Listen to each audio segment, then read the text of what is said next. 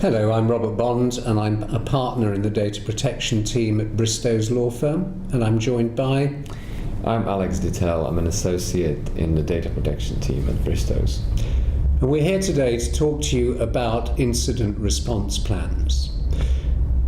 You cannot ignore the fact that every day there seems to be a report on some loss of personal data, some data breach, some hacking attack or cyber attacks, and businesses must put in place an incident response plan in order to anticipate those incidents occurring. It's a good risk management tool, it's a good reputational tool, and it's a good defence for when things go wrong. It's not a question of when we will have an attack, it's a question of how soon. So the incident response plan has been developed as a process to address and manage physical security breaches, but also the digital breaches or the cyber security attacks. And typically examples of incidents could be an intruder on premises stealing physical equipment, or it could be an individual leaving a memory stick with confidential information on it in a public space or in a bus or a taxi, etc. Or it could be access to systems due to a vulnerability that would have ordinarily been fixed by an upgrade or a patch. It could be the insecure disposal of equipment that for some reason still contains confidential or proprietary information on it. It could be ransomware encrypting computers or systems after an employee, for example, opens a suspicious email. And finally, it could be simply disclosing confidential data in a phishing attack. Alex? So we are only too familiar with all these potential circumstances in this continuously changing cyber threat environment. Just to mention the recent WannaCry ransomware attack, which has changed the tone of the discussion. According to a recent UK government survey, over 60% of organizations suffer an incident at least once a year. The consequences of an incident could be long-term.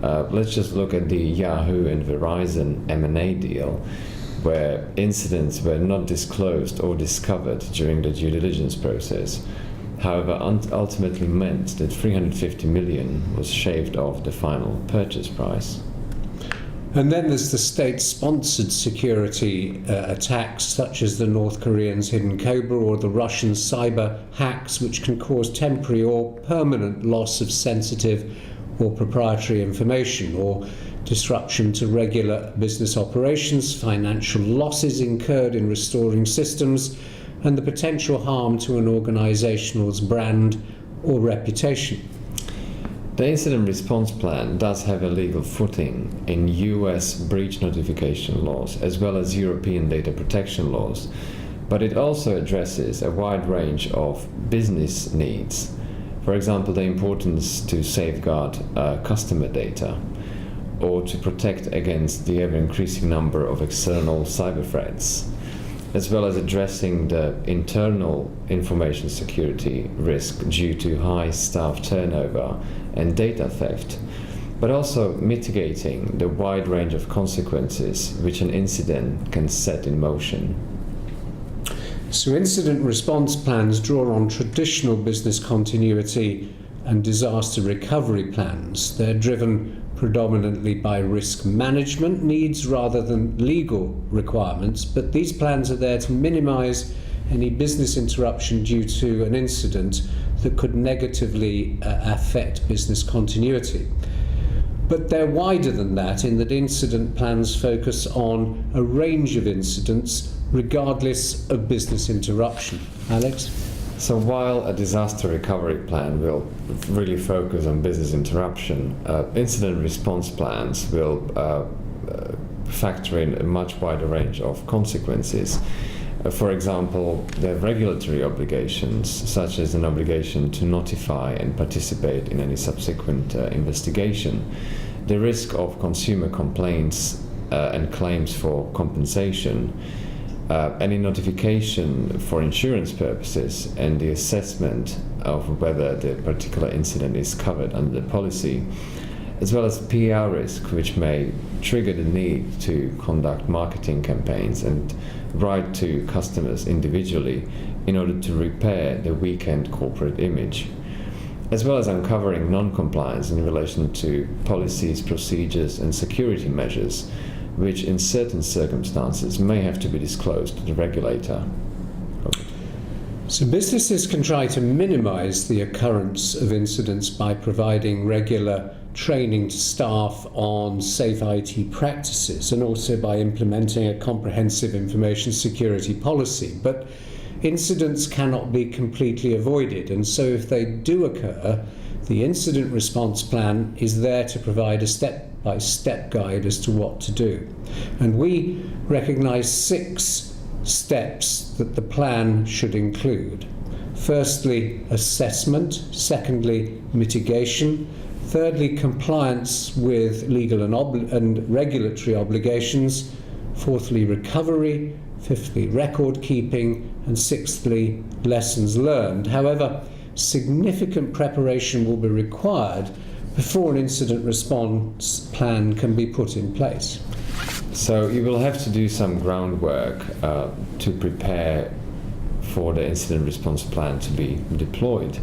You will have to launch a training program across your organization. As part of this, introduce an incident reporting procedure for your staff to understand how incidents are identified and how to report them. This is a vital part of the plan. You also need to set up your core as well as the wider response teams, assign responsibilities, and create an internal contact list. You will then have to carry out a critical assessment and, if required, an upgrade of your security measures.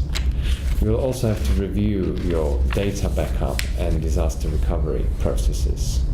And then you need to identify the third parties you're going to work with, like external forensic firms, external law firm, PR firms, and other security providers whose assistance will be required to deal with individual aspects of the incident. And it's important to negotiate the service agreements prior to an incident occurring, because there will be no time to identify the trusted third-party provider and then try to negotiate a good agreement. In order to maintain privilege of communications and the work product, consider also putting in place a 3-way agreement amongst the company, the outside counsel, and the provider, or at least route the communications through outside counsel to maintain legal privilege. Ensure that the providers get to know your organisation's system, processes, and way of doing business so that they can be better prepared to respond quickly, appropriately, and effectively. Alex? Maintain good log data, which is accessible from a single source. Companies which keep log data will be able to confirm by forensic investigation whether an incident occurred and which data is at risk. Without log data, you will be unable to focus your investigation. You will have to assume the worst case scenario, and you won't be able to be cost efficient. You should also consider your PR processes. A premature public statement about an incident which turns out to be false could have significant ramifications for the company's data subjects. These individuals would be placed and subjected to significant inconvenience, cost, and worry, and may even try to mitigate a harm or risk which is unlikely to occur. So once you've done your preparation, then you should start designing the incident response plan. And the first step is an assessment of the incident. So this would include an initial high-level assessment by the first responders of your core team, or the Rapid Reaction Task Force, as I call them. And if the incident is obviously low risk or doesn't qualify as an incident, then the core team will suggest a remedial plan and assign responsibilities. But if it's obviously not low risk, then the wider response team should be called to assess the situation. For example, legal counsel, either external or internal or both, should be involved in all stages to preserve legal privilege. And then external parties like forensics may be called in to assist with the assessment to understand how far and how wide the invasion or attack has actually been. And the relevant parties should be informed about their evidence preservation obligations. Alex? With all these parties at the table, the second step is then considering mitigation. So after a full assessment of the incident, the response team will designate and determine the short-term and long-term mitigation measures, and then appoint an individual or a team to deploy those measures. So these may include restricting access to premises, or temporarily shutting down business operations or access to networks. They may include network segmentation, or enabling host DNS resolution in order to identify individuals connecting to malicious domains. It may also include increasing firewall protection. And then the third step is considering any notification obligations that your business may have. For example, you may have to notify the relevant data protection authority if the incident involves a disclosure or misappropriation of personal data. You may have to consider notifying suppliers and third parties under the terms of contracts that you may have. You may have to notify enforcement agencies, and then if you are in a highly regulated sector, you may have other regulators that you will need to notify, forgetting personal data, but simply thinking about the banking data, the financial services, the healthcare, etc. And then, of course, you may have to notify insurers. So, for example, your insurance policy may require you to notify at the earliest opportunity, and failure to do so might actually negate the benefit of insurance. And then let's not forget that you may need to make decisions about whether it is appropriate to notify or not notify the individuals that have been affected or might have been affected by the incident or breach. Alex? So once you comply with your legal notification obligations, you then move on to recovery. So as part of this, you will have addressed all risks and threats that are currently present. And once those have been mitigated, you will then decide on the recovery process. So as part of this, for example, you could be recovering data and software from your backup systems, or you may be contacting law enforcement in relation to stolen property. Step number 5 is a record keeping and reporting step. When preparing a report, one should bear in mind that the report may be examined by a regulator in the future. Under the General Data Protection Regulation in the EU, organisations from 2018 will have to keep a detailed report of incidents and be able to demonstrate compliance to the regulator on request, or the methodology that they applied to the decisions that they took to notify or not notify, etc. Alex? And the final step is then considering lessons learned and putting in place measures that will help avoid future incidents.